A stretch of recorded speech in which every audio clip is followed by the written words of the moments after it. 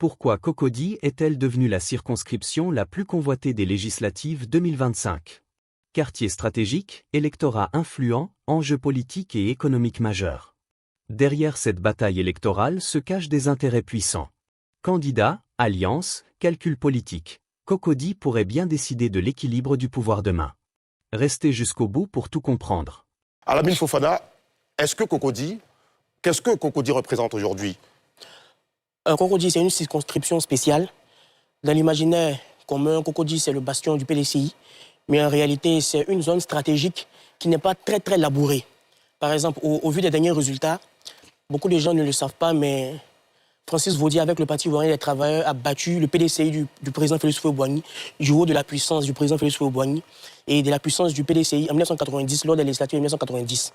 La population électorale à Cocody, c'est 251 000 personnes.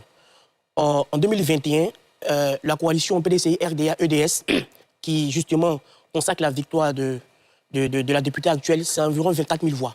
Donc sur une population électorale de 251 000 personnes, il n'y a que 24 000 voix. Donc aujourd'hui, l'enjeu à Cocody, ce n'est pas forcément les militants du PDCI, mais c'est ces personnes-là qui sont inscrites sur la liste électorale, qui ont la capacité de voter, qui ne votent pas. Au niveau de Cocody, donc on se demande par quel mécanisme un candidat, qu'il soit du RHDP ou de l'opposition, peut élargir cette marge électorale-là pour pouvoir renverser la réalité à Cocody. Donc c'est une circonscription qui est particulière et la bataille sera très belle. Après les préoccupations que moi je me pose à titre personnel, pourquoi par exemple ne pas, pour le RHDP, prendre Éric Tabar qui a déjà une expérience en la matière lors des municipales, il a pu avoir 13 000 voix déjà, là où un Jean-Marc Kassé a eu 21 000 voix. Ça pourrait faire le match retour avec aussi la dynamique globale du RHDP sous le parapluie du président Ouattara qui a gagné la présidentielle récente.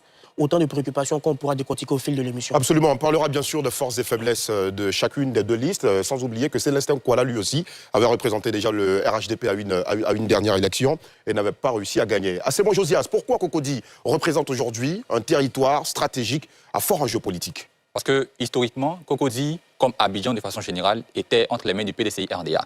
Mais lorsqu'on passe après le 30 avril 90 au multipartisme, on voit que Cocody va commencer à tourner un peu avec ceux-là qui vont courtiser la dite localité. Mais généralement, c'est toujours le PDCI-RDA qui réussit à s'imposer. On parle des municipales ou des législatives.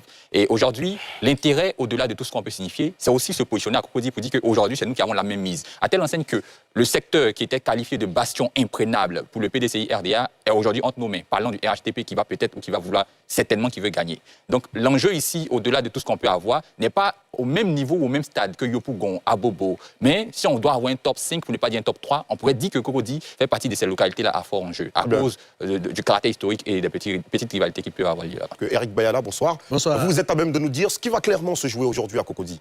Bon, d'abord, il faut dire que Cocody, comme l'ont si bien signifié mes prédécesseurs sur la question, Cocody, c'est une circonscription particulière parce que déjà à Cocody, le premier des Ivoiriens y habite. Cocody, c'est quand même la commune de référence résidentielle de la Côte d'Ivoire.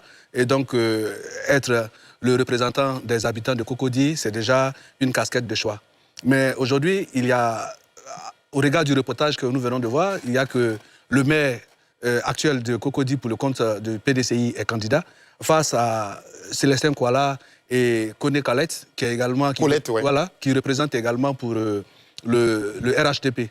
Mais c'est deux forces en présence. D'abord parce que l'un, notamment celui du PDCI, il a une bonne proximité avec les populations. Il est aujourd'hui le premier magistrat de la commune.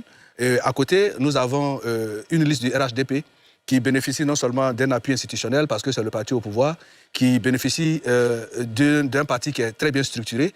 Et il a également avec lui le soutien de l'Alliance de la jeunesse unie de Côte d'Ivoire, qui est un mouvement de jeunesse qui mobilise fortement.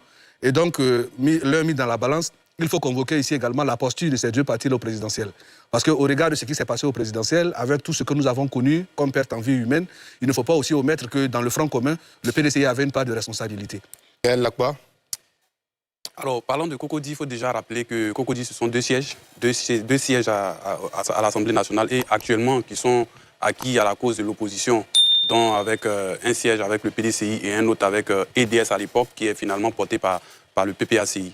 Je note que pour cette élection particulièrement, on sait que le PPACI ne va pas participer, ce qui fait que le candidat, pour ne pas dire le député sortant, Kéti Lanciné, qui porte les couleurs du PPACI, ne sera pas aligné au niveau du PPACI. C'est déjà une faiblesse pour l'opposition qui, à l'époque, en 2021, avait fait liste commune pour pouvoir acquérir ces 2 sièges-là. Un autre élément, c'est qu'il y a Yasmine Onien du PDCI qui a désisté, qui s'est retiré aussi, ce qui fait qu'aujourd'hui, le maire est obligé d'être aux avant-postes. Un autre élément, c'est une commune de prestige. Cocody, c'est une commune à forte, comment je dirais, économiquement. Économiquement, c'est une commune qui est vraiment à un certain niveau. Et puis, à côté de cela, Cocody, si on se souvient un peu, si on remonte un peu 15 ans, 20 ans en arrière, on sait que le parti au pouvoir a toujours voulu avoir cette commune. Comme Éric le disait tout à l'heure, le président de la République y réside. Donc, c'est tout à fait, ce serait vraiment intéressant que le parti au pouvoir puisse avoir cette commune.